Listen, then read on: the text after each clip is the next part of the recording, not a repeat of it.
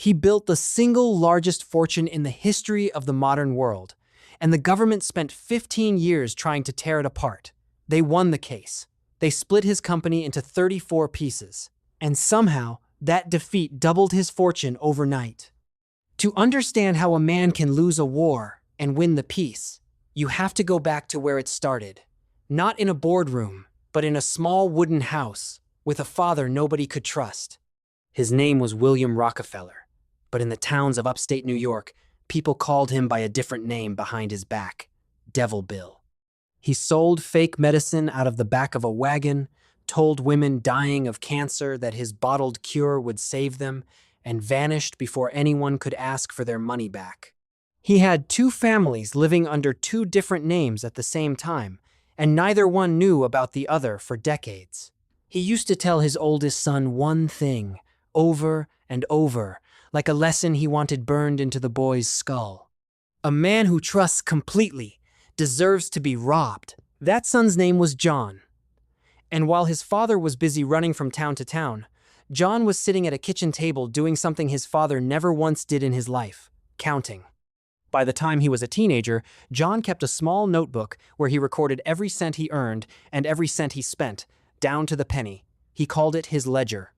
While his father gambled on cons that could collapse any minute, John was building something that could never lie to him, a column of numbers that always told the truth. At 16, he got his first real job as a bookkeeper, earning less than $1 a day. He was so precise, so obsessively accurate, that his employer eventually trusted him with sums most men twice his age never touched. But John didn't want to count someone else's money forever. He wanted a ledger, with his own name, printed on the cover. In 1859, while John was still in his 20s, the ground beneath Pennsylvania cracked open and oil came pouring out. Within months, men were getting rich just by sticking a pipe in the dirt. Most people saw a gold rush. John saw something else. He saw chaos, and chaos to a bookkeeper looks like an opportunity nobody else is organized enough to take. He didn't drill a single well. While everyone else was racing to find oil, John built a refinery to process it because he understood something his competitors didn't. The man who drills for oil might get rich or might go bankrupt depending on luck. The man who refines it gets paid either way. His first refinery was small, but his obsession with the ledger never left him. He calculated that his barrels were leaking profit, literally, through wasted material in the sealing process. He ordered his factory workers to use the exact minimum amount of solder needed to seal a tin, not one drop more. When an engineer told him the savings amounted to less than a cent per barrel, John didn't blink. "Multiply that by 100,000 barrels," he said, "and tell me again that it's nothing." That single drop of solder would later be remembered as the moment people realized exactly what kind of man they were dealing with. By the time he turned 30, John controlled the largest refinery in Cleveland. But Cleveland had dozens of refineries, all fighting each other, all bleeding money in a price war nobody could win. John walked through the smoke of the refinery district and didn't see competitors. He saw a fragmented system waiting for someone ruthless enough to unify it. So in 1870, he founded a company that would become the most feared name in American business, Standard Oil. His first move had nothing to do with oil. It had to do with railroads. The railroad companies were drowning in their own price war, undercutting each other just to survive. John walked into their offices with an offer that sounded almost too generous to refuse. "Guarantee me a fixed daily shipment of oil," he told them, "and in return, I want a secret discount on every barrel I ship, and I want to know exactly what my competitors are shipping too." The railroads agreed. It was the beginning of a quiet but devastating advantage. Every competitor who shipped oil through those same railroads was now unknowingly funding John's discount. He could see their shipments before they reached the market. He knew their costs before they did. And when a rival refinery owner walked into his office hoping to negotiate, John would lay out the math calmly, almost gently. "The railroads are paying me to undercut you," he would say. "You can sell your company to me now while it still has value, or you can keep fighting until it has none. I will not be insulted if you take a few days to think it over." Most men didn't need a few days. In less than 3 months during the winter of 1872, John absorbed 22 of the 26 refineries in Cleveland. People started calling it the Cleveland Massacre, but no blood was spilled, just signatures on contracts that left grown men in tears as they handed over businesses their fathers had built. When word got out about the secret railroad deal, the public turned against him with a fury that shocked even his own lawyers. Independent oil men burned his name in effigy. Newspapers called him a leech, a monster, a thief in a deacon's suit. Pennsylvania's government eventually killed the secret agreement entirely. It didn't matter. The damage was already permanent. By the time the public won that small battle, John had already won the war that counted. He kept expanding, not just buying refineries, but everything connected to them. The forests that supplied wood for barrels, the plants that made the acid used in refining, the pipelines that carried oil across state lines.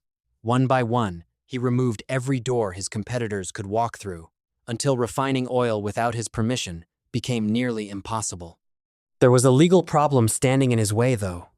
In the 1870s, a company registered in one state legally couldn't own stock in a company in another state. John's empire had grown too large for the laws that existed to contain it. So his lawyers built something that had never existed before in American history.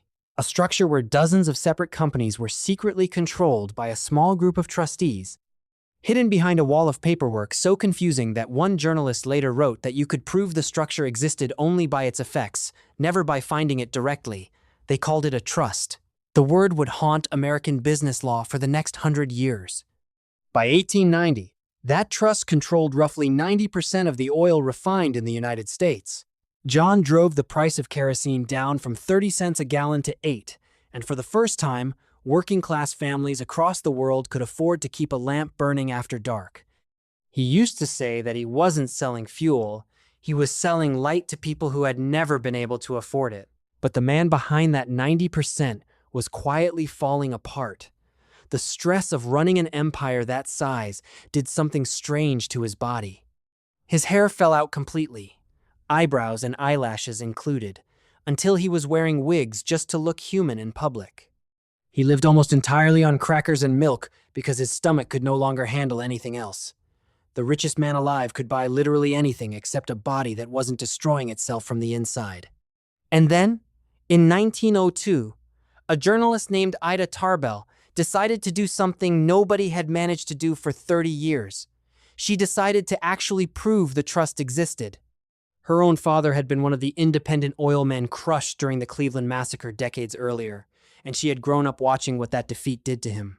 For 2 years, she tracked down former employees, dug through abandoned railroad contracts, and slowly reconstructed the entire hidden structure of Standard Oil, piece by piece, like assembling a confession nobody had agreed to give.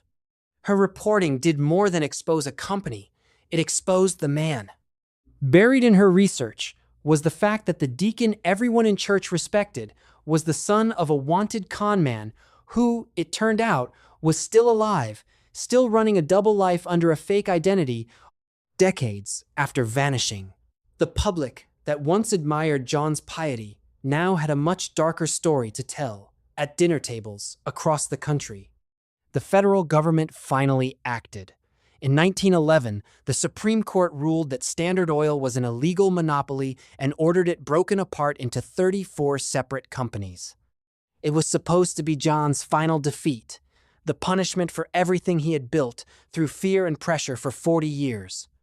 Instead, it became the greatest accident of wealth creation in American history. John still personally owned massive blocks of stock in every single one of those 34 new companies. Freed from the controversy of operating under one hated name, the value of those individual stocks exploded almost immediately. Several of them would eventually grow into companies the world still recognizes today: Exxon, Mobil, Chevron, among others. Within 5 years of the breakup that was supposed to destroy him, his personal fortune had grown so large that newspapers ran a headline confirming something the world had never seen before. John D. Rockefeller had become the first person in history with a net worth of $1 billion at a time when the average American family lived on less than $1,000 a year.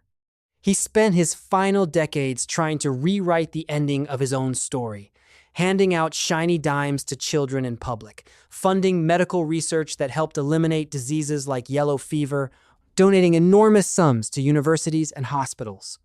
Whether that was guilt finally catching up to him, or simply the last and most patient con of a man raised by the original con artist, is something historians still argue about today.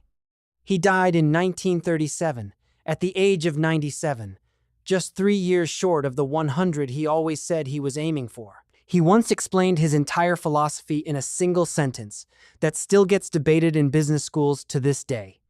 "The power to make money is a gift from God," he said, "and it is my duty to use it, and to use it well." Whether you believe that, or whether you believe it was the final sentence in the longest con in American history, depends entirely on which Rockefeller you think was real. The bookkeeper's son who built an empire on numbers, or the con man's son who simply learned to con on a scale his father never could have imagined.